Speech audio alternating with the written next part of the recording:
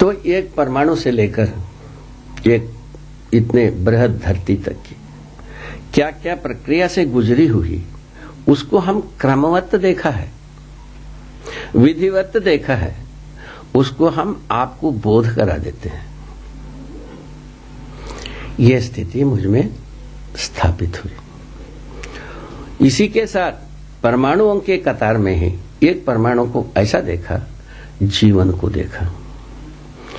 वो जीवन परमाणु मुझ में, आप में, आज पैदा हुआ एक आदमी में, शरीर छोड़ा हुआ जीवन में के स्थिति में ये सब सामान्य रहते हैं। शरीर को छोड़ करके भी जीवन रहता है और शरीर के साथ भी रहता है। शरीर के साथ क्यों रहता है उसको पूछा जाए तो आगे प्रसंगवश मैं बताऊंगा। इतने इस जगह में हम देखा कि शरीर के माध्यम से जीवन अपने को प्रमाणित करना चाहता है। इतने ही सूत्र है इसका। इस जीवन क्या प्रमाणित करना चाहता है भाई? उसका उत्तर यह मिला, जीवन पहले जीना चाहता है, उसके बाद तो जीने के साथ साथ सुखी होना चाहता है, सुखी होने के साथ साथ प्रमाणित होना चाहता है। ये तीन स्थितियां हैं। उसमें से जो पहला स्थिति है, जीना चाहते हैं, वो जीव कोटि में ही पूरा हो जाता है। जैसा है जो सुखी होना चाहते हैं और प्रमाणित करना चाहते हैं, ये मानव कोटि में ही पूरा होता है और कहीं पूरा होता नहीं है। इसको मैंने भले प्रकार से देखा। ये एक बहुत संतुष्टि की जगह मुझको मिली। उसके बाद उसी के चलते सुखी होने के लिए जो सूत्र रहा, व्यवस्था में जीना, ये भी देख लिया। ये जितने भी जड़ संसार है, जिसको हम आज कहते हैं पदार्थावस्था, प्राणावस्था, जितने भी ये खनिज व संसार है, उसका ठोस, तरल, विरल स्वरूप है। और जितने भी प्राण कोशाओं से बनी हुई रचनाएं हैं, जिसके मूल में बहुत सारे रस रसायनों का अनुभव हुआ है मानव जाति को, और भी जो करना है करते रहेंगे। तो इससे रचित सभी वस्तुओं का जो संयोग से ही कुल मिलाकर के शरीर रचना की बात देखी। भौतिक रासायनिक वस्तुओं से ही ये जीव शरीर भी बनता है, मनुष्य शरीर भी बनता है। तो इन शरीर में जो अंतर मैंने देखा, जीव शरीर मनुष्य शरीर की, वो ये है कि मनुष्य शरीर रचना में ही मेधस तंत्र समृद्ध हो पाता है। समृद्ध होने का मतलब यह है, जीवन बहुमुखी विधि से अपने को प्रमाणित करने योग्य मेधस तंत्र बना रहता है। इसको मैंने सटीक देखा है। इसमें कोई कोना मुझसे बच करके तो नहीं रहा है। यह सब देखने के बाद मुझको ऐसा लगा, जीव कोटि बिल्कुल अपने में व्याख्यायित है, अपने में परिभाषित है, अपने में व्यवस्थित है।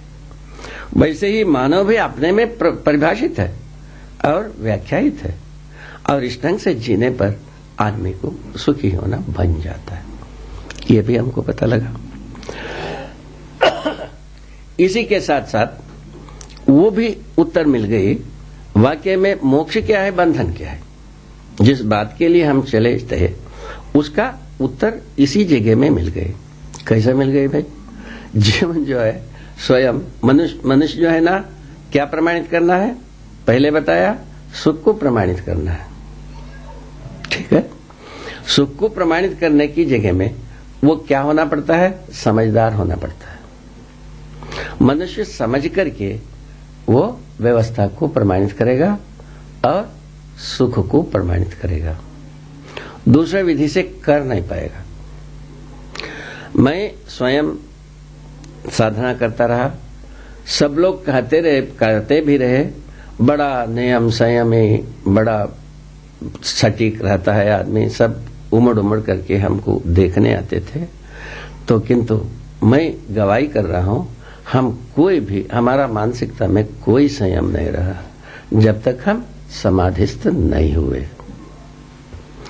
तब तक मुझ में कोई संयम नहीं रहा मानसिक रूप में। यह सच्चाई है। जब हमारे में इतनी ही बात रही एक प्रकार से कि हम यदि साधना करना है और कोई उठपुटांग हम नहीं कर सकते, उठपुटांग बात हमारा मन में ना उपजे, ऐसा कोई बात नहीं थी। यदि ये सच्चाई है, मैं जो गुजरा हूं, तब तो इसके आधार पर हम इस दावे के साथ कह सकता हूं, जब तक आदमी समाधिस्थ नहीं होगा तब तक उटपुटांग विचार ना आए, ऐसा कोई कायदा अस्तित्व में नहीं है। इसीलिए तो व्याकुलता की बात, माने मनुष्य स्वयं नहीं चाहता है कोई उटपुटांग बात हो, मन में आवे, ये कोई आदमी नहीं चाहता है। साधना करने वाला तो कोई चाहता ही नहीं है मेरे अनुसार, मैं भी नहीं चाहता रहा, होता जरूर रहा। यही स्थिति में यही संकट मेरे अनुसार सभी साधकों के सामने गुजरता है। इसी से जो साधक जो है जब तक सह पाता है सह पाता है, झेल पाता है झेल पाता है, जब झेल नहीं पाता है झेल नहीं पाता है, सह नहीं पाता है सह नहीं पाता है, यही मैं कह सकता हूं, यही इसका समीक्षा है। अब जब इस मुद्दे का उत्तर मिल गया, क्या चीज बंधन और मोक्ष, बंधन क्या चीज है, मनुष्य जो है ना समझदार होकर के जीना है, मुख्य बात यह है। तो नासमझी से, नासमझी क्या है, पशु जीवन जैसा जानवर जैसा जीता है, जानवरों के क्रियाकलापों को हम एक मॉडल मान लें, उसी को एक कसौटी मान लें, उसी को एक प्रमाण मान लें, उसके अनुसार यदि हम जीने के लिए प्रवृत्त होते हैं, स्वाभाविक है हमारे लिए तो भ्रम हो गया, क्योंकि हम समझदार होकर के जीना है और नासमझी से जीने के लिए हमको परंपरा मजबूर कर दिया। उसका प्रमाण है कि कामोन्मादी मनोविज्ञान, भोगोन्मादी समाजशास्त्र और लाभोन्मादी अर्थशास्त्र, ये तीनों चीज दुकान सजी हुई है। अब इसके बीच में चलता हुआ हर अभिभावक अपने बच्चे को बहुत अच्छा बने, श्रेष्ठ बने, संस्कारी बने, सुंदर बने, सुखद बने, समाधानित हो, ऐसा आशीष करते हैं। मैं समझता हूं हर अभिभावक किसी न किसी कोने से यही आशीष किया करते हैं। इसको भी हमने देखा है। अब इसका तालमेल कहाँ है? हम जो बच्चों को हम जो सिखाते हैं पढ़ाते हैं उसका और जो हम आशीष करते हैं उसका तालमेल कहाँ है? ये कहीं दिखा नहीं। तो तब हमको वो जो दूसरा भाग थी राष्ट्रीय चरित्र, संविधान, इसके मुद्दे में उसका भी उत्तर मिल गया। क्या मिल गया भाई? अस्तित्व में हर एक अपने त्वासहित व्यवस्था है, समग्र व्यवस्था में भागीदारी करता है। ये चीज मानव में आने के लिए रास्ता मिल गए, मानव का परिभाषा मिल गई, मानव शुद्धता जागृत मानव का एक परिभाषा मिली, उनका कार्य व्यवहार का स्वरूप मिली। उस कार्य व्यवहार को हम सूत्रित करते हैं, व्याख्यायित करते हैं, यही समाजशास्त्र या संविधान कहलाता है। संविधान का व्याख्या देने पर ही समाजशास्त्र है। मानव का आचरण को बोध कराना ही समाजशास्त्र का मूल वस्तु है। यह हमको समझ में आ गई। इस ढंग से क्या हुआ, दोनों मुद्दे पर हमको उत्तर सहज रूप में मिली कि मानवीय आचार संहिता रूपी संविधान से, संविधान के रूप में राष्ट्रीय चरित्र को हम पहचान सकते हैं। ये विश्वास मुझ में हुई। उसके बाद यदि हम भ्रम मुक्त हो जाएं, भ्रम से, भ्रम का मतलब है जीवों के सदृश ना जिया जाए, मनुष्य के सदृश ही जिया जाए। यही भ्रम से मुक्त होने का मतलब है, ना कि कोई हिमालय को उधर से इधर नहीं करना है, ना बर्फ को पत्थर नहीं बनाना है, पत्थर को ना पानी बनाने जाना है, ना शाप किसी को देना है, ना किसी को आशीर्वाद देना है, ना चमत्कार करना है, ना सिद्धि दिखाना है। अस्तित्व में ना कोई चमत्कार है, ना कोई सिद्धि है, इसको हम सटीक देखा है। अस्तित्व में कोई सिद्धि नहीं, अस्तित्व में कोई चमत्कार नहीं। अस्तित्व अब शाप और इसके बीच में करहता हुआ आदमी, शाप और अनुग्रह के आशीर्वाद के बीच में करहता हुआ आदमी आज भी करोड़ों करोड़ों करोड़ों है, पहले से है, सभी है, रहा है। तो उसका एक ही उत्तर मिला, जिस क्षण में भी हम जागृति के लिए जिज्ञासु होते हैं, हमारा कदम जागृति की दिशा में एक भी कदम बढ़ती है, उसी मुहूर्त में संपूर्ण शाप ताप पाप तीनों ध्वस्त हो जाता है। उसका कोई माने स्थान ही नहीं रह जाता है, उसका कोई भी कलंक भी नहीं रह जाता है। वो कैसे होता है? इसका उत्तर गणितीय विधि से मिला। जैसा गणित को हम 1000 बार गलत किए रहते हैं। ये हर बच्चे करते ही हैं। अब कोई 10 बार करते हैं, कोई 1000 बार करते हैं। गणित को तो गलत करते ही हर बच्चे करते हैं। जब सही करना आ जाता है वो जीवन भर के लिए सही होती है। गलत करना रहता है वो एक बार जैसा गलती करते हैं, दोबारा वो गलती करते ही नहीं, दूसरे ही करते हैं। उसको भी प्रमाण रूप में हम देख सकते हैं। 1 करोड़ बच्चों के लिए गणित का प्रश्न दिया जाए, उत्तर देते हैं तो 1 होता है, गलत होते हैं तो करोड़े होता है और भी ज्यादा हो सकता है। ऐसा बना रहता है। इसको हर सामान्य व्यक्ति भी इसको सर्वे कर सकते हैं। इस ढंग से हम और एक सूत्र पा गए, हम मानव सही में एक हैं, गलती में अनेक। कितना छोटी सी बात है। इसको तो हर व्यक्ति पाई जा सकता था महाराज, वो किए नहीं, उस वक्त परिश्रम नहीं किए। कैसा परिश्रम नहीं किए, उसका आगे भूमि में आता है। ये जब अस्तित्व को देखा, महिमा संपन्न एक सूत्र हमको मिले। क्या मिली भाई? अस्तित्व में 2 ही प्रजाति की वस्तु है। एक एक के रूप में हम गिन सकते हैं। एक ऐसा बहुत बड़ा राशि है। दूसरा सर्वत्र एक सा फैला हुआ एक वस्तु है। इसको हर व्यक्ति एक क्षण में समझ सकता है। ये वस्तु एक वस्तु के अंदर घुला हुआ, डूबा हुआ, घिरा हुआ, भिगा हुआ देखा गया। एक एक के रूप में जितने भी वस्तु है, इसका नाम प्रकृति कहा जा सकता है, या और कोई नाम रख लो, क्या बुरा है इसमें? कोई भी नाम रख लो। रख करके बस देखने पर ये एक एक के रूप में जितने भी हैं जड़ चैतन्य वस्तु का मतलब जीव कोटि, मनुष्य कोटि, ये दोनों मिलकर के चैतन्य कोटि। और जो जड़ कोटि का मतलब पदार्थावस्था, प्राणावस्था, जो प्राणकोशाओं से बनने बिगड़ने वाली संसार और जितने भी खनिज पदार्थों से जो संगठित विघटित होने वाले पदार्थ, ये सब पदार्थावस्था में है। ऐसे वस्तुएं जितने भी हैं, ये इन सभी वस्तुएं व्यापक वस्तु में भिगाई है, घुलाई है, मैंने डुबाई है और घिराई है। इसको हम सटीकता से देखा, पता लगा अस्तित्व जो है ना तो व्यापक वस्तु से एक एक वस्तु अलग होने की व्यवस्था ही नहीं है। अस्तित्व में ऐसा कोई प्रावधान ही नहीं है। अस्तित्व में जो प्रावधान नहीं है वह आदमी पैदा कर नहीं सकता। अस्तित्व में जो कुछ भी प्रावधान है, उपयोगिता को छोड़कर दुरुपयोगिता की ओर करता है, कुछ भी उपलब्धि करते हैं हम। जैसा युद्ध के लिए हमने बहुत सारा चीज प्रयोग किया, इसमें सिवाय ये धरती को बर्बाद करने के अलावा या मानव को बर्बाद करने के अलावा दूसरा कुछ हम कर नहीं पाए। शायद है ये चीज सारा विज्ञानियों को भी धीरे धीरे समझ में आ रहा है। वो थोड़ा सा देरी से समझ में आ रहा है, जल्दी समझ में आता शायद है, और भी अपन समृद्ध हो सकते थे और सुखी होने की रास्ता और भी अपने को मजबूत हो सकते थे। इस मुद्दे पर हमारा सोचना यह है आज की स्थिति में। तो ये सब घाट के बाद ही समुद्र आता है। अनेक घाट के बाद एक नदी में घाट आता है। अनेक घाट के बाद एक समुद्र आता है। इसको मैंने पहचाना। शायद है नियति यही रहा हो। पहले रहस्यमय मैंने आदर्शवाद के बीच में आदमी को आना पड़ा, स्वीकारना पड़ा। उससे जो राहत मिला, वो राहत मनुष्य को पर्याप्त नहीं हुआ। पुनः भौतिकवाद के शिकंजे में आ गए। उसमें जो राहत मिला, वो राहत पर्याप्त नहीं हुआ।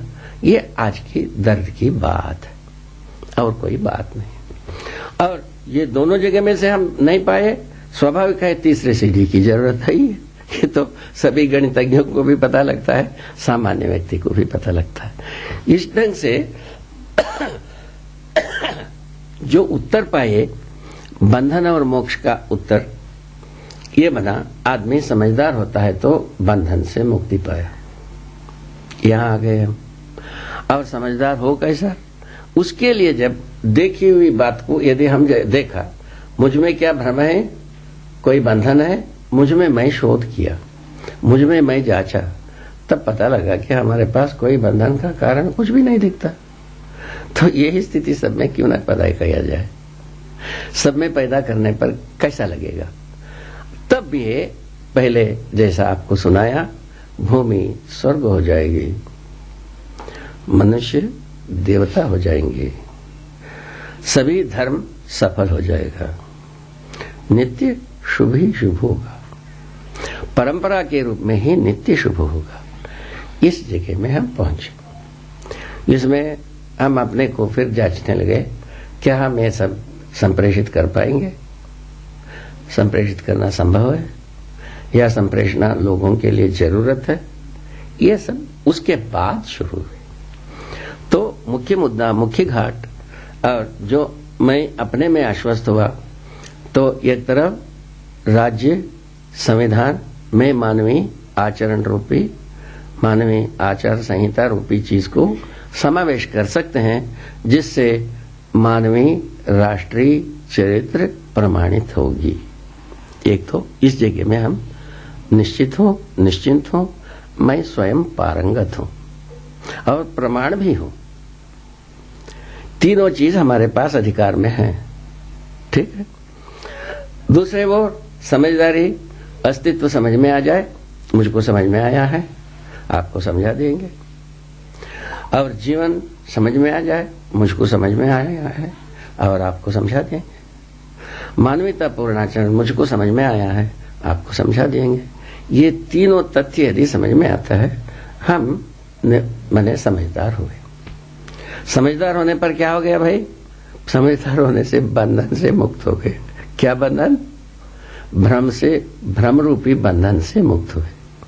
पहले बुजुर्गों ने हमको क्या बताया? आवागमन से मुक्ति होगी। आवागमन से कोई ताल्लुकात नहीं है, ना कोई गया है ना कोई आएगा। जो है सब कोई अस्तित्व में है। मरने की बाद भी जीवन अस्तित्व में है और जीते समय में, शरीर को चलाते समय में भी जीवन है। और ये कोयला वो खाक होने की बाद भी वो रहता ही है विभिन्न स्वरूपों में। ये लोहा को टुकड़ा टुकड़ा बुरादा बनाने के बाद भी लोहा अपने स्वरूप में रहता ही है, या विभिन्न स्वरूप में बट करके रहता है। ये भौतिक रसायनज्ञ इस बात को समझे भी होंगे। समझे नहीं होंगे तो मजबूरी समझेंगे। ये तो समझने के लिए सबको ही तो मजबूर है, समझना ही पड़ेगा। इस ढंग से समझदारी समझ में आता है। मूलतः वस्तु का नाश नहीं होता है, ये मुझको पूरा समझ में आया है। उसी आधार पर मैं ये मंगल कामना की है कि भूमि यदि स्वस्थ रहेगी, मानव जागृत परंपरा के रूप में जी सकता है। यही स्वर्ग होने, नित्य मंगल होने का आधार है। इस विधि से मैं जो मंगल कामना मुझ में, मेरे मन में उपजी, उसके समर्थन में पूरा अस्तित्व, जीवन और मानवीयता पूर्ण आचरण, ये तीन प्रधान मुद्दा है। इससे बड़ी उपकार यह होगी, धरती को बिना घायल किए पेट फाड़े, धरती को बर्बाद किए बिना मानव इस धरती पर चिरकाल तक इस धरती पर रह सकता है। उसका भी विधि इसी समझदारी से आती है। ये तो बात बहुत सुस्पष्ट है। आज तक की बीती गुजरी इतिहास से कुछ भी घटनाएं घटित किया है मानव ने अप्रत्याशित, वो सारे घटनाएं नासमझी से ही घटित हुई है और किसी कारण से घटित नहीं हुई। अभी धरती को जितने तंगाने की बात हुई, वो भी इसी प्रकार नासमझी की कारण से ही धरती का पेट फाड़ा गया। धरती में बुखार उत्पन्न किया गया।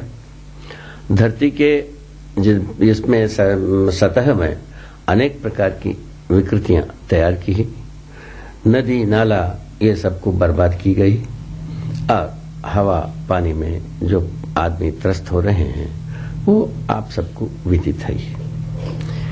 ये सब कष्ट से आदमी मुक्त हो सकता है या ये धरती को मुक्त करा सकता है। धरती मुक्त हो सकता है इस कष्टों से। धरती जब कष्टग्रस्त रहेगी, मेरे अनुसार धरती में रहने वाले समस्त वनस्पति, समस्त खनिज, समस्त जीव और मनुष्य सभी तंग होंगे ही। धरती को घायल करके आदमी स्वस्थ रहें, ये इसका परिकल्पना कितने अच्छे लोग किए होंगे, आप ही सोच लीजिएगा। वो आप ही के लिए काफी सोचने के लिए जुगाड़ भी है। अब इसके आगे की बात ये निकलती है शुभ की बात। यदि हम धरती को तंग करना बंद कर देते हैं, इसमें आश्वस्त होने की मुद्दा यही निकलता है कि धरती की सतह में जो संपदाएं अपने आप से बिखरा हुआ है, इसी से इस धरती पर आदमी अच्छी तरह से जी सकता है। कब? गलती, अपराध, युद्ध, शोषण और द्रोह विद्रोह नहीं करना है। ये सभी चीजें, ये सभी घटनाएं अभी जैसा गिनाए आपको, द्रोह विद्रोह, शोषण, युद्ध, ये सब चीज मनुष्य की नासमझी का उपज है, यह समझदारी का उपज नहीं है। उसका गवाही यही है, मनुष्य असंतुलित, धरती असंतुलित, नदी नाला पहाड़ असंतुलित, वन खनिज सब असंतुलित होना ही इसका गवाही है, जो हम मानव विज्ञान युग के बाद ये सब कर गुजर चुके हैं। तो उसके बाद भी हम डिंग हाँकने में अभी तक बाज आए नहीं। सोचते हैं हम विज्ञान से ही अच्छा ठोर पाएंगे, जबकि ये धरती से आदमी जात कूच होने की जगह में आ चुका है। ये आदमी को याद रखने की वस्तु है, इस पर ध्यान देने की बात है। जब कभी ये इससे बचना चाहता है, आदमी को समझदार होना ही होगा, दूसरा कोई ठोर नहीं है। नासमझी से अपराधों का रोकथाम होता नहीं। चाहे राष्ट्रीय विधि से, राष्ट्र, संविधान कुछ भी विधि से अपराध करता हो, वह अपराध का मतलब अपराधी है। जैसा सहज रूप में अभी धरती के छाती पर जितने भी राष्ट्र कहते हैं, सभी राष्ट्र का अपना एक संविधान होता है। सभी संविधान में 3 महत्वपूर्ण मुद्दा है और एक वचन है। क्या है वह महावाक्य? वो है शक्ति केंद्रित शासन। शक्ति केंद्रित शासन का जो व्याख्या है, गलती को गलती से रोकना है, अपराध को अपराध से रोकना है, युद्ध को युद्ध से रोकना है। यही 3 कर्म है। इन तीनों कर्म में कहीं भी ऐसा नहीं दिखता है हम अपराध से मुक्ति पा गए या गलती से मुक्ति पा गए या युद्ध से मुक्ति पा गए। ये तीनों चीज अपने आप में हर दिन, हर मास, हर वर्ष, हर शताब्दी और मजबूत होती जाती है। युद्ध की मजबूती, अपराधों की विफलता, गलतियों की कतार, यही इतिहास में भरी हुई है, पन्ने रंगे हुए हैं। ये गवाही है। इन गवाहियों के साथ यदि हम इसका समाधान खोजते हैं, इसके मूल में इन सभी इस परिस्थितियों को बनाने वाला केवल आदमी ही है। ना तो पत्थर बनाया है, ना जीव बनाया है, ना वनस्पति बनाया है। केवल आदमी ही ये 3 प्रकार की जो कर्म शुरू किया, वो उस कर्म को आदमी ने ही शुरू किया। और महत्वपूर्ण बात यह भी है, तो धर्म संविधान, संपूर्ण धरती की जितने भी धर्म संविधान हैं, इसमें यह मानी गई है आदमी जो है मूलतः पापी, अज्ञानी, स्वार्थी होता है, जबकि वास्तविकता इससे भिन्न होती है। तो पापी को तारने के लिए और अज्ञानी को ज्ञानी बनाने के लिए और स्वार्थी को परमार्थी बनाने के लिए सभी धर्म संविधान अपने अपने ढंग की युक्तियां और चरित्र, कर्तव्य, दायित्व, कुछ भी कर्मकांड, कुछ भी बनाया है। यह भी एक बहुत ही स्पष्ट तथ्य है, गुजरी बीती हुई जो परिणाम है। तो अभी तक कोई अज्ञानी ज्ञानी हो गया, ये मानव जाति ने किसी को पहचाना नहीं है। और स्वार्थी परमार्थी हो गया, ये भी हमको प्रमाण नहीं मिला। और अज्ञानी ज्ञानी हो गया, ये भी नहीं हुआ। और पापी पाप से मुक्त हो गया, ये भी नहीं मिला। मैं आपको इसके पहले कुछ बताया था। समाधि समय पर्यंत तक साधना है। साधना काल में मनुष्य में वैचारिक उद्दोलित होना, वैचारिक रूप में पूर्णतः समाधानित होना बना ही नहीं रहता, क्योंकि समस्या की पीड़ा से तो पीड़ित होकर के समाधि की ओर दौड़ता है। ये बात आपको विदित कराई थी। इस विधि से इससे ज्यादा तो कोई आदमी होता नहीं है। समाधि के लिए प्रयत्न करते तक ही आदमी का ऊंचाई दिखाई पड़ती है। इन ऊंचाई में वैचारिक संतुलन बना रहता है, ऐसा कुछ देखा नहीं गया साधना काल में। साधना काल में मनुष्य को तमाम प्रकार की उटपटांग बात आता ही है। समाधि के बाद वो शमन होता है, ये बात सच्ची है।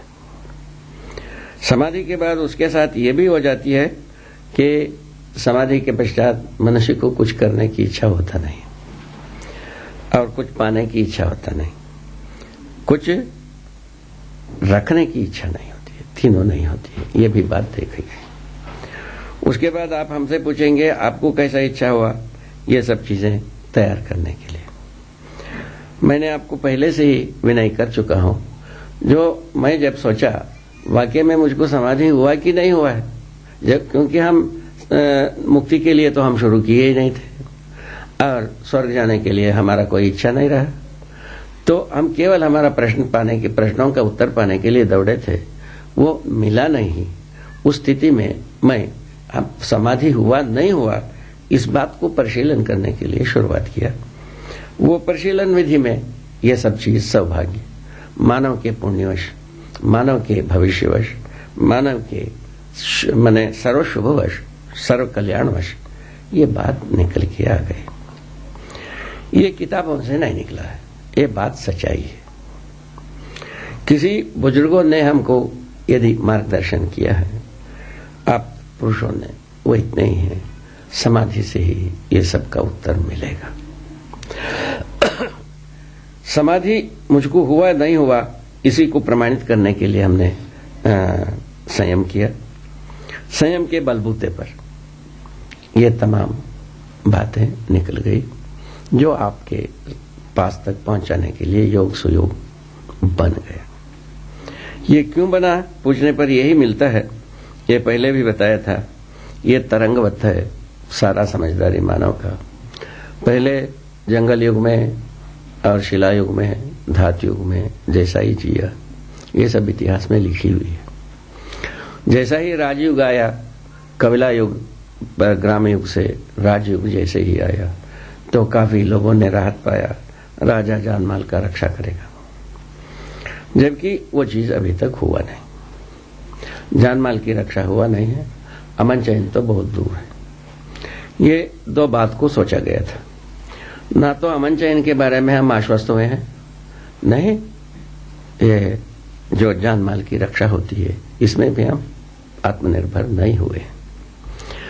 तो हर परिवार, हर समुदाय इसी बात के लिए चिंतित रहता है कैसे जान माल का रक्षा किया जाए और अमन चैन से जिया कैसे जाए। इसको अभी तक की समुदाय तक ही मनुष्य सोच पा रहा है। ये स्थिति सबको विदित है।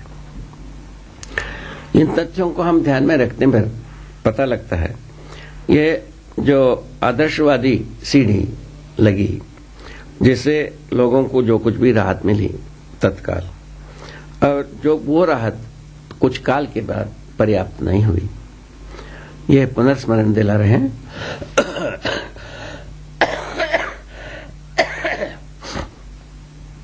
पुनः जब अपर्याप्त हुआ, स्वाभाविक था, पुनः विचार हुई, विचार के रूप में पुनः ये विज्ञानवाद आया, तो तर्क सम्मत विधि से आया। उसमें एक को भी लोगों को स्वीकृत हुई। पहले उपदेशवाद में तर्क का कोई गुंजाइश नहीं थी, करो ना करो बात थी। करो ना करो में ना मानने वाले बात आदमियों को ना पापी, उनको पापी करार देते रहे, उनको जितना प्रताड़ित करना है वो भी करते रहे। वो सब इतिहासों में लिखा है। उसके बाद उससे ये निकला जो आदर्शवाद की जितने भी करो ना करो है वो सामान्य व्यक्तियों के लिए, किसी व्यक्तियों के लिए पर्याप्त नहीं हुआ। इसीलिए उसका विकल्प के लिए कुछ सोचा गया। सोचने पर विज्ञानवाद आ गया। विज्ञानवाद आ गया तो एक दावा किया, तर्क संगत विज्ञान, तर्क संगत भौतिकवाद, ऐसा कहा, इसी को विज्ञान कहा गया। तर्क संगत, तर्क के लिए जब आमंत्रण हुई, लोगों में एक राहत मिली, हम कम से कम हमारा मन की बात तो पूछ तो सकते हैं। इस विधि से आदमी उस ओर दौड़ गया। दूसरा, जो हमको जो कुछ भी वैभव मिलना था, सुख मिलना था, वो स्वर्ग में मिलना था, वो यहीं मिलने लग गए, इसीलिए भी दौड़ लिए। इस ढंग से दो विधि से आदमी विज्ञान और विज्ञान की उपलब्धि की ओर दौड़ा। उसको भी खूब चख लिया आदमी, काफी ढंग से। अब बचा कुचा होगा तो चख भी लिएगा। ये चलते मनुष्य को आज ये पता लग गई, विज्ञान की उपलब्धियां मनुष्य के लिए पर्याप्त नहीं है। इस पर्याप्त नहीं है, ये सो झंझट फंसी, और उससे कैसा उभरा जाए। अभी तो आदमी झूलता ही रहता है, एक विरक्ति की ही बात करते हैं, भक्ति की ही बात करते हैं, दूसरी ओर संग्रह सुविधा की ही बात करते हैं। संग्रह सुविधा से जब त्रस्त होते हैं, भक्ति विरक्ति की ओर हम दौड़ते हैं। भक्ति विरक्ति से जब पैर ठंडा हो जाता है तो संग्रह सुविधा की ओर दौड़ लेते हैं। इस प्रकार से हम अपने हाथ पैर गर्म करने के लिए ये झूले में झूलते ही रह जाते हैं, और दोनों सुनने में अच्छा ही लगता है। जो अच्छा लगना अच्छा होने में कितना दूर है, अब हर व्यक्ति अपने में सोच सकता है। अच्छा लगने मात्र से अच्छा होता नहीं है, ठीक है। जैसा ठंडा पानी पीने से अच्छा लगता है, ठंडा पानी पीने से अच्छा होना है, ऐसा कोई नियम नहीं है। ठंडा पानी से आदमी को रोग हो सकता है, खांसी हो सकता है, जुकाम हो सकता है, जैसा मैं खांसता हूं कभी कभी, ये सब बातें हो सकता है। तो उसके बावजूद भी आदमी को ठंडा पानी अच्छा लगता है, किसी किसी को ठंडा पानी अच्छा लगवे नहीं करता है। अब क्या करें? ठंडा पानी के अच्छा लगना कोई सार्वभौम नहीं हुआ, ठंडा पानी का अच्छा ना लगना भी कोई सार्वभौम नहीं हुआ। दोनों स्थितियों में पानी के आधार पर अच्छा हो गया, ये निर्धारण करना, निश्चय करना और उसके ऊपर आदमी को भरोसा दिलाना, ये कभी बनने वाला नहीं है। जब जैसा चाहता है वैसा पिएगा भाई, जब अच्छा लगता है, जब जो अच्छा लगता है वही खाएगा, वही पिएगा, यही हम पहुंचते हैं। इस ढंग से हम एक अस्थिरता, अनिश्चयता की ओर चले जाते हैं। विज्ञानवादियों ने इस बात को अपनाया है। तो केवल खाना पीना ही नहीं भाई, जो कुछ भी आप देखते हो सब अनिश्चय, अस्थिर है, वो ऐसा बताने के लिए अपना तर्क जोड़े। उसी की पुष्टि के लिए सब कुछ किया। अंततोगत्वा त्राण प्राण, विज्ञान का त्राण प्राण मनुष्य को एक यंत्र के रूप में व्याख्यात करने की कोशिश की, वो अभी तक सफल नहीं हो पाया। वही विज्ञानी जिसको यंत्र के रूप में व्याख्यात करता है, वो स्वयं उससे संतुष्ट रहता नहीं है, तो बाकी लोगों को व्याख्यात करके बताना ही चाहते हैं। ये आज की एक बहुत बड़ी भारी मुद्दा मानी जाती है। मनुष्य को यांत्रिक विधि को बिल्कुल पूरा समझना चाहिए, तो तभी आदमी जो है व्यवहार में स्पीड, विचार में स्पीड, कार्यों में स्पीड, सब में पा पाता है, ऐसा सोचते हैं। जब भी आदमी उस सीमा में आता नहीं, तो संवेदनशीलता, यांत्रिकता, इन दोनों के पक्ष में से विज्ञान के अनुसार यांत्रिकता सटीक है। इसमें इसको आदमी समझ सकता है, झेल सकता है। संवेदनशीलता को ना समझ सकता है, झेल नहीं सकता है। जो आदर्शवादियों ने संवेदनशीलता की वकालत की थी, वह वकालत करते हुए में भी वो जो दूरियां थी, जो वो समझ सकता है, ये समझ नहीं सकता है, ये झंझट थी, वो बरकरार रहे। इसीलिए एक के बाद एक समस्याएं जकड़ते गए। हम समस्याओं के कगार में ही, माने कतार में ही पैदा होते हैं, समुद्र में ही शरीर यात्रा शुरू करते हैं, वही समस्या के सागर में ही पुनः शरीर यात्रा को समाप्त करते हैं। कुल मिलाकर के इस ढंग से हमारा स्थिति बनी। अभी जो मानव जाति के, मानव कुल के सम्मुख मैं जो एक प्रस्ताव रख रहा हूं, ये मानव कुल का ही पुण्य है, ऐसा पहला मेरा स्वीकृति है। हमारा व्यक्तिगत रूप में हम जो कुछ भी परिश्रम किए, उसका हम मूल्यांकन करता हूं, वो इतने बड़े फल के योग्य नहीं है। हम जितना परिश्रम किया, वो परिश्रम का यदि नापदंड तय किया जाए, मैं अपने में तो करता ही हूं, जितना परिश्रम किया उतने में जो हम फल पा गए, वो फल जो है इतना फल के योग्य नहीं है, इतना बड़ा फल के योग्य नहीं। जैसा उसका एक अलंकारिक रूप में एक वैसे ही एक सोचने की बात है। तो एक बिही का झाड़ हो, एक जामुन का झाड़ हो, एक और कोई छोटे छोटे फल फलने वाली बात हो, अथवा नारियल का झाड़ हो, तो उस झाड़ में, एक झाड़ में यदि 1000 टन की एक फल फल जाए, वो झाड़े नहीं रहेगा। वो तो असंभव सा लगता है। तो एक झाड़ के लिए ये उपयुक्त है ही नहीं, ऐसा लगता है। उसी भांति बिही में एक बिही का झाड़ हो, 1 टन की एक बिही फल जाए, वो तो झाड़े टूट करके बराबर ना हो जाएगा, ऐसा देखा जा सकता है। कल्पना ऐसे ही दौड़ता है। उसी भांति हमारा भी साथ ऐसे ही एक घटना है।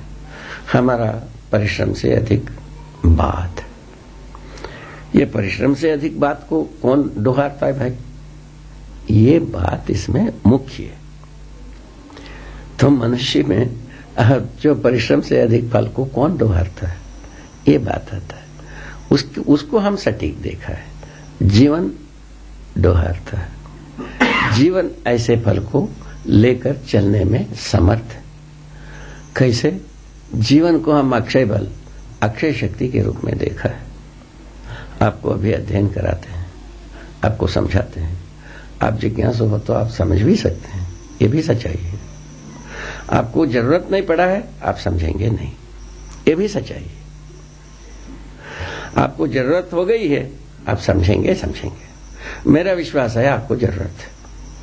यहां हम आते हैं।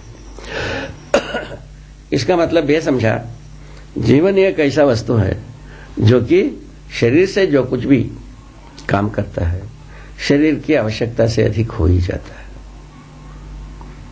यह सहज प्रक्रिया है। इन सहज प्रक्रिया को भी देखा हूं। इसी आधार पर वो जीवन को भी देखा हूं। जीवन और शरीर के संयुक्त रूप में मनुष्य को देखा हूं। अभी तक हमारे सम्मुख क्या समस्या थी? हम अध्यवसायिक विधि से जीवन बोधन कराने में असमर्थ रहे, अस्तित्व बोध कराने में असमर्थ रहे। जो कुछ भी विज्ञान ने अस्तित्व को बोध कराने गया, वो अंततोगत्वा अस्तित्व को एक अनिश्चयता की कगार में मानते हुए अपने ढंग, अपने अर्थ को, वही संघर्ष के अर्थ को जो अभी पहले बताया, कामोन्माद, भोगोन्माद और लाभोन्माद के अर्थ में संघर्ष करने के लिए, अपने हवीसों को पूरा करने के लिए वो अपना व्याख्याएं देते रहे। हम उसको स्वीकारते रहे।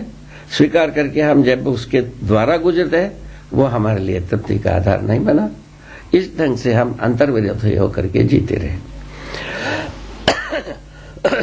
अभी जो प्रस्ताव आपके सम्मुख प्रस्तुत हो रही है, इसकी एक ही बात है। क्या बात है? हमको समझना ही है। हमारा जैसा आपको भी समझना है। मैं जांचता हूं अपने में, वैसे ही आपको भी जांचना है। और जांच करके जब आप तृप्त होते हो, वो दूसरे के लिए हम अपने को अर्पित करना होगा। दूसरे व्यक्ति को हम समझा पाए, तब हम हमारे में, मुझ में ये विश्वास होता है कि हम समझ गए हैं। जब तक हम दूसरों को समझा नहीं पाते हैं, तब तक हम समझ गए हैं, इसका प्रमाण ही कहा है। ये एक कसौटी है। समझदार हो गए, इसका कसौटी क्या होगा भाई? वो मुझ में जो अनुभव हुई है वो ये है। समझदारी में हम सह अस्तित्व को देखा है। सह अस्तित्व में मानव अपने परिवार की आवश्यकता से अधिक उत्पादन कर समृद्धि का अनुभव कर सकता है। व्यवहार में हर मोड़ मुद्दे में मनुष्य का समझदारी समाधान के रूप में ही ध्रुवीकरण होता है। इन तीनों बातों को हमने देखा है, जिसको हम अध्ययन कराने आगे इसी का अध्ययन कराएंगे। तो इन अध्ययन क्रम में जब हमको समझदारी आती है, उसको हम प्रमाणित करने के क्रम में हम बहुत बड़ा दूर दूर तक हम फैल जाते हैं, जबकि शरीर इतने में ही रहता है जितना लंबाई चौड़ाई रहती है। हमारा समझदारी दूर दूर तक फैलता है। जैसा अभी आप ही हम एक कर्म कर रहे हैं, जो मानव के लिए जो एक प्रस्ताव प्रस्तुत कर रहे हैं, ये स्वयं में अपने आप से एक व्यक्ति की लंबाई चौड़ाई ऊंचाई की जगह में से बहुत दूर दूर तक फैलने वाली चीजें है। इसी प्रकार हर मनुष्य में वो मादा है, हर मनुष्य में वो योग्यता है, वो हर मनुष्य में वो अरमान है, हर मनुष्य में ऐसा एक उत्साह जगाया जा सकता है। कैसे? समझदारी के अर्थ में।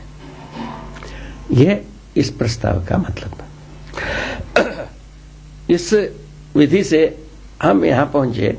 विज्ञान अपने में एक सीढ़ी है, उसके पहले की सीढ़ी एक आदर्शवाद है, उसके पहले जो सीढ़ी है कलाकारी, ग्राम और कबीला, समाज, संसार है, उसके पहले जो भटकता हुआ, जो जंगल में भटकता हुआ और शिलायुग में सिर कूटता हुआ, ये एक सीढ़ी है। इस ढंग से ये सीढ़ियां लग करके हम यहां तक पहुंचे हैं। इस उपकार को अपने को स्वीकारना चाहिए और इसके लिए हम कृतज्ञ हों। यह दूसरा एक स्थिति में हम पहुंच गए। अब ये पृष्ठभूमि का सामान्य उपक्रम आपको बताया, मैं स्वयं उसका सार संक्षेप क्या बना। हम स्वयं परंपरा ने जो उच्च कोटि की चीज हमको प्रस्तुत की, उसमें हम संतुष्ट नहीं हुए। फलस्वरूप हम अपने को एक जिम्मेवार व्यक्ति माना। हमारा प्रश्न का जिम्मेवारी मेरा ही है, ऐसा जिम्मेवारी को स्वीकारा। फलस्वरूप प्रयत्न किए, वैचारिक प्रयत्न किए, और कोई बात के लिए हम प्रयत्न नहीं किए। और वैचारिक प्रयत्नों में हम अंत में ये पाया, सभी मनुष्य सुखी हो सकता है, सभी धर्म सफल हो सकता है, ठीक है, और ये धरती स्वर्ग हो सकता है, मानव देवता हो सकता है। इस प्रकार की चीज पा गए।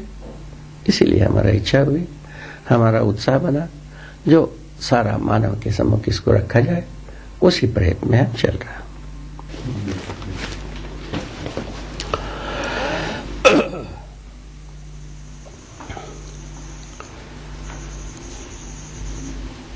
जब मैं अपने में अस्तित्व समझा, अस्तित्व, जीवन और मानवतापूर्ण आचरण भले प्रकार से समझा, उसके तुरंत बाद ही मुझ में एक ऐसी स्थिति बनी जिसको अभी आपके सम्मुख रखना चाह रहे हैं। मैं अपने में विश्वास करना बन गई, अपने आप में बने। इसमें कोई बहुत बड़ी भारी चक्रडंडी किया हो अथवा बहुत प्रयास किया हो, परिश्रम किया हो, ऐसा कुछ भी नहीं। समझदारी के तुरंत बाद ही स्वयं अपने आप में विश्वास होना शुरू किया। विश्वास को हम हर आयामों में जांचना भी शुरू किया। उसी भांति श्रेष्ठता का सम्मान करना भी बन गई। जो मतलब किसी भी श्रेष्ठता है उसको मूल्यांकन करना बन गए, फलस्वरूप सम्मान करना बनता है। हम जिसको मूल्यांकन करते नहीं हैं उसको हम सम्मान कर नहीं पाएंगे। मेरे अनुसार वो एक लक्ष्मण रेखा समझ में आ गई। समझदारी के बाद ही कहीं ये उपजना शुरू किया, श्रेष्ठता का सम्मान करना भी बनने लगा। तीसरा मुद्दा यह बनी, जो कुछ भी हमारा समझदारी थी उसके अनुसार हमारा व्यक्तित्व को पूरा का पूरा एक सुविधाजनक विधि से हम झेलने योग्य हो गए। मुझको कहीं भी ऐसा दिक्कतें नहीं हुई जिससे कि प्रतिभा के अनुसार, जैसा कि अस्तित्व सहज विधि के अनुसार, जीवन सहज विधि के अनुसार हम जी नहीं पाऊंगा, ऐसा कोई घाट अभी तक मिला नहीं। आगे जैसा हो, ठीक है, अभी तक तो मेरे सम्मुख ऐसा कोई घाट मिला नहीं। इसका नाम दिया है प्रतिभा और व्यक्तित्व में संतुलन, नाम दिया है। इसमें हम सही सच्चा उतर गए। तीसरे स्थिति में, पांचवें स्थिति में यह आई, व्यवहार में हम सामाजिक होने का तृप्ति मुझको अपने आप से मिलने लगा। उसका ज्वलंत गवाही ये हुई, हमको संसार के प्रति कोई भी शिकायत शेष नहीं रह गई। किसी के ऊपर मेरा कोई शिकायत नहीं है। अब रह गया मैं कितना सार्थक होता हूं, नहीं सार्थक होता हूं, उस बात की जांच हरदम करता रहता हूं। इस ढंग से हम एक तो शिकायत से मुक्त हो गए, मेरे दायित्व कर्तव्यों को हम जितने संबंधों में जीता हूं उस ढंग से हम जीने में सार्थक हो गए। दूसरे ओर भौतिक समृद्धि, तो हम यह भौतिक रूप में ऐसा तो हम आरंभिक काल में, बाल्यकाल से ही हम परिश्रमी परिवार में थे, परिश्रम करना हम जानते ही थे, सेवा करना भी जानते ही थे, किंतु समृद्धि का मतलब हमको समझ में नहीं आती रही। किंतु समृद्धि का मतलब हमको समझ में आ गया। हमारा परिवार के लिए जितना जरूरत है उससे ज्यादा हम उत्पादन कर लेते हैं, हम समृद्धि का अनुभव करते हैं। इसमें शायद है किसी को शिकायत नहीं होना चाहिए, होता है तो उसको ठीक कर लेना चाहिए। ठीक है, तो इसके बाद ये इस ढंग से 6 बहुत बढ़िया चीज हमारा हाथ लग गई। इसका नाम दिया स्वायत्तता। मनुष्य अपने में स्वायत्त हो सकता है समझदारी के आधार पर। मैं स्वायत्त हुआ हूं, ऐसे ही आप भी हो सकते हो। इस ढंग की बात आ गई। उसके बाद आगे चल करके ऐसे समझदारी को हम वांग्मय बनाने के लिए तैयार हुए। जब स्वायत्त हुए तो हमारे बात संसार को हम परोस सकते हैं, बता सकते हैं, समझा सकते हैं, बोल सकते हैं, जी सकते हैं। ये सब साथ साथ आने लगा। फलस्वरूप इसको एक वांग्मय रूप, दस्तावेज का रूप देना शुरू किया। पहला दस्तावेज तैयार हुई मध्यस्थ दर्शन सह अस्तित्ववाद। मध्यस्थ दर्शन में, मध्यस्थ दर्शन को 4 खंडों में, 4 अध्यायों में ध्रुवीकृत किया। पहला अध्याय का नाम दिया है मानव व्यवहार दर्शन, दूसरा अध्याय का नाम है मानव कर्म दर्शन, तीसरा अध्याय का नाम है अभ्यास दर्शन, चौथा अध्याय का नाम है अनुभव दर्शन। इस ढंग से 4 अध्याय में पूरा दर्शन को लिखा। इन दर्शन का मूल तत्व है मध्यस्थ दर्शन। मध्यस्थ दर्शन का मतलब मैं इतने ही अभी बताना चाह रहे हैं। तो अस्तित्व में समविषम मध्यस्थ शक्तियां अर्थात गतियां हैं। इसका अपने अपने ढंग की परिणाम है, जिसमें से मध्यस्थ बल और शक्ति वैभवित होना ही मानव परंपरा का अद्भुत देन है। ये इससे मैं भी चमत्कृत हुआ। अभी तक विज्ञानी, ज्ञानी, अज्ञानी कोई भी इसका गंध लग जाता है, वह चमत्कृत होते ही हैं। मेरे सम्मुख अभी जितने भी हुआ है, विज्ञान के अनुसार जो समविषम शक्तियों को मानने की जगह में है, मध्यस्थ शक्ति, मध्यस्थ बल को कोई प्रयोजन के रूप में समझना अभी तक बना नहीं है। मैं सोचता हूं ये बहुत बड़ी भारी खामी रह गई, इसीलिए पुनर्विचार करने के लिए जरूरत आ गई, ऐसा मैं सोचता हूं। तो मध्यस्थ जीव, मध्यस्थ बल, मध्यस्थ शक्ति, मध्यस्थ सत्ता, मध्यस्थ जीवन, इन 4 बातों को, 4 तथ्यों को, 4 विधि से तथ्यों को समझाने का कार्य किया है। इसी का नाम है मध्यस्थ दर्शन। सह अस्तित्ववाद को जब हम स्पष्ट करने के लिए गए, वो 3 स्वरूप में, 3 शीर्षक में तैयार हुए। सह अस्तित्ववाद पहला जो बना समाधानात्मक भौतिकवाद, उसका ध्रुव बिंदु है पूरा का पूरा भौतिकता और रासायनिकता है। ये अपने में त्वा सहित व्यवस्था के रूप में प्रकाशित है। ये समग्र व्यवस्था में ये सब भागीदारी करते हैं। चैतन्य प्रकृति के साथ भी पूरक हैं, भागीदारी करते हैं, और जड़ प्रकृति के साथ भी वो भागीदारी करते हैं। इस बात को स्पष्ट करने की कोशिश की। इसका नाम देने के लिए मना हुआ समाधानात्मक भौतिकवाद।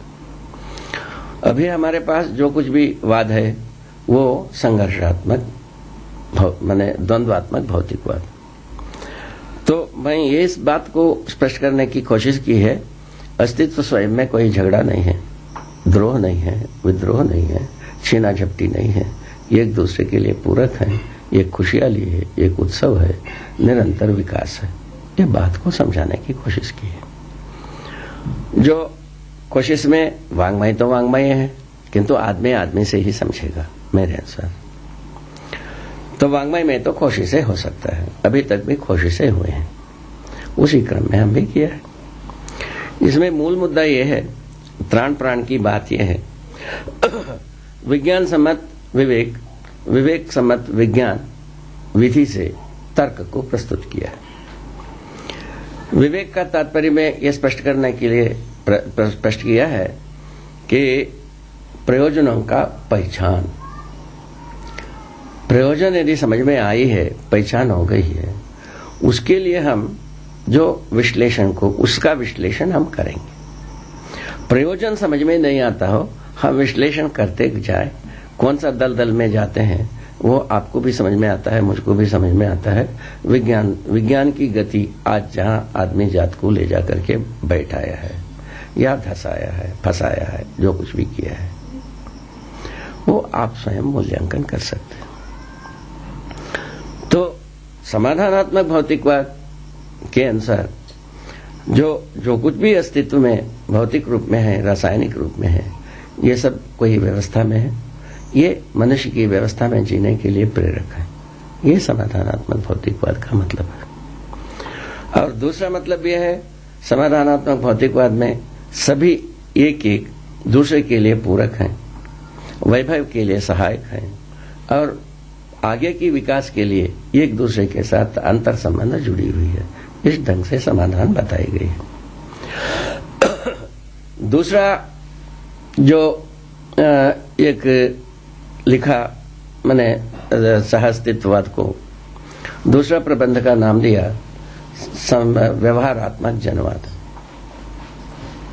मानव जो है अस्तित्व में व्यवहार पूर्वक ही माने संतुष्ट होने की जगह है। व्यवहार मानव के साथ करता है, मानव के साथ मानव का व्यवहार अपने आप में मानवीयतापूर्ण आचरण के रूप में स्पष्ट हो जाता है और उसको स्पष्ट करने की कोशिश की बहुत अच्छी ढंग से। उसके बाद तीसरा एक प्रबंध लिखा, अनुभवात्मक अध्यात्मवाद। अध्यात्म जिसको मानते रहे संसार और उसको समझाने में असमर्थ रहे, और ऐसे अध्यात्म को हम आसानी से चंद क्षणों में ही समझ सकते हैं। जैसा आप हम बैठे हैं, आप हमारे बीच में जो विस्तार दिखाई पड़ती है, इसी को विस्तार और शून्य कुछ भी कहते हैं। ये विस्तार जो आप हमारे बीच में भी ऐसे ही है, ये धरती दूसरा धरती के साथ भी वैसे ही है, एक सौरव्यूह दूसरा सौरव्यूह के बीच में भी ऐसे ही है, और एक आकाशगंगा दूसरा आकाशगंगा के बीच में भी ऐसे ही है। तो ये विस्तार सब जगह में एक सा है, इतना ज्ञान होता है। ये वस्तु व्यापक है, व्यापक वस्तु में ही एक एक वस्तु भिगा डूबा घिरा हुआ है, ये हमको समझ में आ गया। व्यापक वस्तु के बारे में कोई शंका करने की जरूरत नहीं। कितना देर लगा आप हमारे बीच में, व्यापक वस्तु है ये, इसको समझने में अपने को देर नहीं लगता। इसी को हम जो इसका अनुभव सबसे पहले आदमी को होता है, उसके बाद आपका होना अनुभव होता है। यदि ये बीच में आप हमारे बीच में ये विस्तार ना हो, आपको मैं देख ही नहीं सकता, आपका अनुभव मुझको हो ही नहीं सकता, ये हो ही नहीं सकता। इसीलिए सर्वप्रथम जो कुछ भी अनुभव होता है व्यापक वस्तु ही होता है, उसके बाद एक एक वस्तु का अनुभव होता है। ये इस तथ्य को स्पष्ट करने के लिए कोशिश की है। ये अनुभवात्मक अध्यात्मवाद का मर्मस्थल ही है। इसकी जरूरत के बारे में यह प्रकाश डालने की कोशिश की है। इसमें भ्रमित होने के बाद आदमी मानव जाति अपने को पहचान नहीं सकता। अस्तित्व को समझे बिना अस्तित्व का ही एक पुर्जा के रूप में जो है मानव जाति, वो अपने को कैसा समझेगा? ये तो होना ही नहीं। इसीलिए अस्तित्व को समझना बहुत जरूरी है वो ये व्यापक वस्तु में ही संपूर्ण एक एक वस्तु है, ये स्वयं सह अस्तित्व का गवाही हो गई। तो अस्तित्व सह अस्तित्व को हम यदि भुलावा देते हैं सिवाय संकट की और कुछ होता नहीं। ये निकल गया। इससे मूल्यांकित हुआ विगत का। अभी तक जितने भी हम द्रोह विद्रोह शोषण युद्ध किए हैं, ये सब का सब सह अस्तित्ववादी विरोधी है। सह अस्तित्व के विरोध में ही हम सब किया है। सब करने के बाद हम कैसे पाने के लिए कोशिश करें, पाने के लिए इच्छा करें, सही चीज को पाने का कोई आसरा ही नहीं रह गया। इसीलिए हमको गलत गलत ही घटनाएं सामने आता रहा। हम जैसा जब कभी भी रोते भी रहे, कभी हंसते रहे। जैसा किसी समुदाय परिवार व्यक्ति दूसरे किसी को मार डालता है, उनका परिवार वालों ने बड़ी खुश होते हैं, ये हमारा शत्रु को नाश कर दिया, बहुत खुश है। देश भी ऐसे ही सोचता है, सरकार भी ऐसे ही सोचता है। अब क्या किया जाए? ऐसे ही धर्मगति भी ऐसे ही मानता है, विधर्मी नाश हो जाए तो हम खुश हो जाए, ऐसा वो भी सोचते हैं। अब इस ढंग से किसके शरण में जाए भाई? धर्मगद्दी के पास जाओ तो ऐसा सोचते हैं, और राजगद्दी की बात जाओ तो ऐसा सोचते हैं। शिक्षा गद्दी में कोई दिशा ना हो और प्रयोजन समझ में नहीं आता हो, ये जो कुछ भी मिलता हो भ्रमे भ्रम मिलता हो, तीनवाद के रूप में आपको पहले से बता दिया। अब उसके बाद हम कहां ठोर पावे, कहां क्या करें, ये परेशानी थी, जिसको हमारा पहले की जो ये सब स्थितियां जागृति की पहले हमारा जो परेशानी थी, वो सब इसी प्रकार मुझ में भी था। आप लोगों के साथ भी वैसे ही है। आप लोग भी उसी खेत की ढेले हैं जो मानव परंपरा की एक शरीर है। शरीर का रचना गर्भाशय में होता है, उसके मूल में जो प्रक्रियाएं होते हैं वो सब हम समझ गए हैं। और उसके बाद यदि कोई चीज है, जीवन है, जीवन शरीर को जीवंत बनाए रखा है, और जीवंतता पूर्वक ही हम कष्ट सुख को भोगते हैं, ये सोचते हैं और एक दूसरे से बात करते हैं। ये बात हमको समझ में आ गई। इस विधि से हम बहुत अच्छी ढंग से इस तथ्य को स्वीकारने के लिए तैयार हुए कि हम इसको पूरे के पूरे चीज को मानव के पास पहुंचाना ही चाहिए। उसके बाद उसको शास्त्र के रूप में हम पा गए। शास्त्र के रूप में पाया तो क्या पाए? माने शास्त्र के रूप में पाने का मतलब जीने की कला के रूप में। तो अभी जो कुछ भी अर्थशास्त्र है वो लाभोन्मादी अर्थशास्त्र है। उसे तो आदमी सुखी हो नहीं सकते, सब तो सुखी हो ही नहीं सकता। इस आधार पर यदि सुखी होने की रास्ता है, सुखी होने का रास्ता है, वो केवल आवर्तनशील अर्थशास्त्र विधि से है, अर्थनीति से है, अर्थकार्य से है। इसी विधि से इसको हम स्पष्ट करने की कोशिश की। वह व्यवस्था के अंगभूत हो सकता है, ये स्वाभाविक है। दूसरा प्रबंध ये लिखा है कि व्यवहारवादी समाज शास्त्र। मनुष्य जो है व्यवहार पूर्वक ही संतुष्टि पाता है, मनुष्य के साथ ही व्यवहार करता है, व्यवहार न्यायपूर्वक होता है। इस मुद्दे को इस ढंग से स्पष्ट करने की कोशिश की। व्यवहारवादी समाज शास्त्र, उसका मूल ध्रुव बिंदु है मानवतापूर्ण आचरण। फलस्वरूप राष्ट्रीय आचार संहिता के रूप में हम मानवीय आचरण को स्वीकार सकते हैं। इसको संविधानों में, सभी देश के संविधानों में इसको पहचाना जा सकता है। इससे संसार में समुदाय के बीच में जो बने युद्ध की खौफ बनी रहती है, वो सब इससे निवारण हो सकता है। युद्ध के प्रयास जब तक है तब तक ये धरती को तंग किए बिना आदमी जी नहीं सकेगा, और ज्यादा तंग करने के लिए ज्यादा विज्ञान बुद्धि को प्रयोग करना पड़ता है। इससे विज्ञान बुद्धि का भी मूल्यांकन हो जाता है। युद्ध को संरक्षण करने के लिए विज्ञान शुरुआत हुई। आज भी युद्ध को संरक्षण देने के लिए ही विज्ञानी, ज्यादा से ज्यादा विज्ञानी उसी में ज्यादा तनख्वाह पाते हैं, पैसा पाते हैं, अपने को धन्य मानते हैं। करना क्या है? धरती को बर्बाद करना है। बात इतनी ही, छोटी सी बात। इस छोटी सी बात से मुक्ति पाना है, हमको समझदार होना ही है, दूसरा कोई रास्ता नहीं है। ना पहले से ही अपने पा चुके ना समझी से साला गलतियां होते हैं, और मैंने समझदारी से सही ही होती है। हम मानव सही में एक हैं, गलती में अनेक हैं, खत्म हो गया बात। छोटी सी निष्कर्ष ऐसा बनता है। इस विधि से हम जब इसको सबको समीक्षित करते हैं, पता लगता है हम कितने पानी में खड़े हैं, कैसे पानी में खड़े हैं, ये दोनों नापने में आता है। इस नापदंड में आते हैं तो तब पता लगता है हम किस तरीके की आदमी हैं, उसका मूल्यांकन आगे करेंगे। तीसरा शास्त्र ये लिखा है कि मानव संचेतनावादी मनोविज्ञान।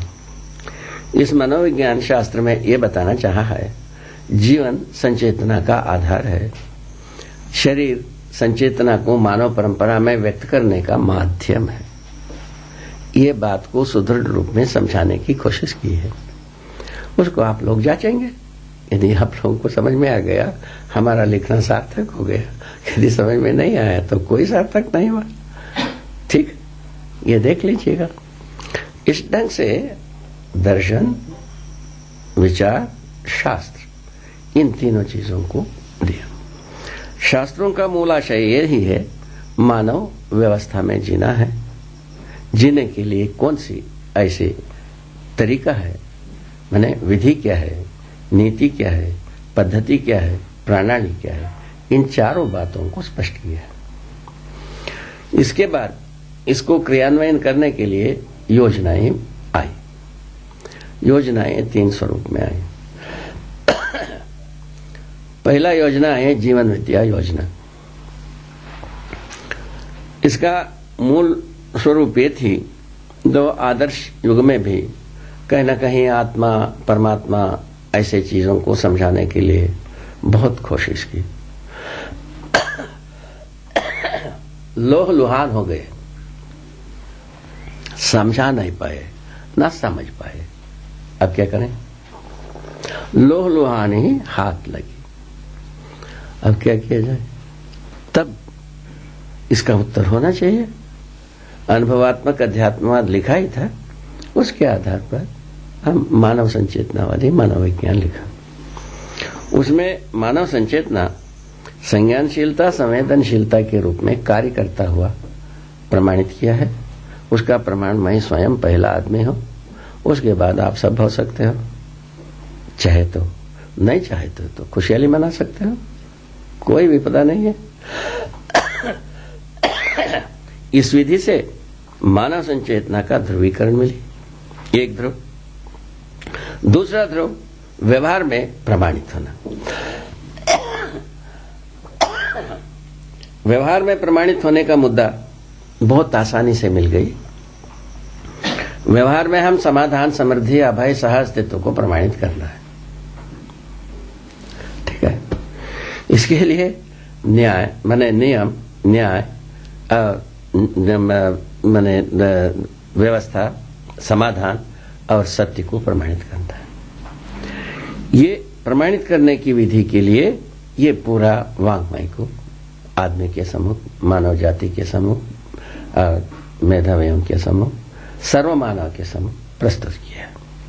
ठीक हो गए। इस ढंग से ये 3 योजना में से एक योजना जीवन को समझाने के पक्ष में है, क्योंकि आदिकाल से इसमें इसी मुद्दे पर ज्यादा पराभव हुई। पहले उसी को आजमा लें। यदि अपन समझा पाते हैं, आगे की 2 बात समझ में आएगा ही, उसमें ज्यादा कठिनाई नहीं है। कठिनाई जो कुछ भी है स्वयं के प्रति अनजानता है, स्वयं के प्रति अनभिज्ञता है। यही अपने को ज्यादा से ज्यादा परेशान किया है।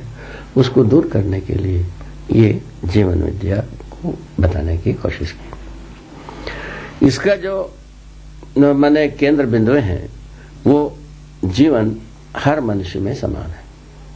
बच्चे, बूढ़े, शिशु, वृद्ध सब में समान रूप में विद्यमान है। समानता का आधार जीवन है, ना कि शरीर। शरीर कभी भी ये दो शरीर एक समान होते ही नहीं। ठीक हो गए? शरीर की विविधता रहेगी, जीवन की समानता रहेगी। जीवन समान है, जीवन शक्तियां और बल समान है, और जीवन का लक्ष्य समान है। इन 4 मुद्दे को मैं पा गया। जीवन अपने में जागृत होना चाहता है, जागृति इसका लक्ष्य है। हर व्यक्ति जागृत होना चाहता है, हर व्यक्ति समाधानित होना चाहता है, हर व्यक्ति न्याय चाहता है। ये तीनों जीवन का चाहत है। आप सब इस बात को जांच सकते हैं। आपका कोई अंगावयव ऐसा नहीं है जिसके साथ जो अंगावयव न्याय को प्रतीक्षा करता हो। आप सब जांचिए, आप ये पाएंगे कोई अंगावयव आप नहीं पाएंगे जिसमें न्याय का प्रतीक्षा हो, न्याय को चाहता हो। ऐसा कोई जगह आपको मिलेगा नहीं, जबकि आप स्वयं चाहते हो न्याय। ठीक है? अब ये अंगावयव समाधान को चाहता हो, ऐसा भी कोई अंगावयव नहीं, जबकि आप स्वयं समाधान चाहते हैं। और उसी प्रकार सत्य को कोई अंगावयव चाहता नहीं है, चाहता है जीवन। तो इस आधार पर यह निष्कर्ष निकला, न्याय धर्म सत्य को समझा दिया जाए। सीधा सीधा बात, जीवन को चाहिए ये। ठीक है? जीवन का स्वरूप को समझा जाए, जीवन क्रियाओं को समझा जाए, जीवन तृप्त होने के लिए न्याय धर्म सत्य चाहिए, इसको समझाया जाए।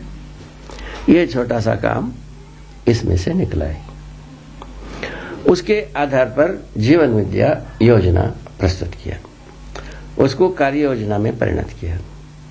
तो दिग्गज विज्ञान में दिग्गज कहलाने वाले विद्वान मूर्ख, या और किसी भी मुद्दे पर विद्वान मूर्ख, सभी इसको सुने हैं।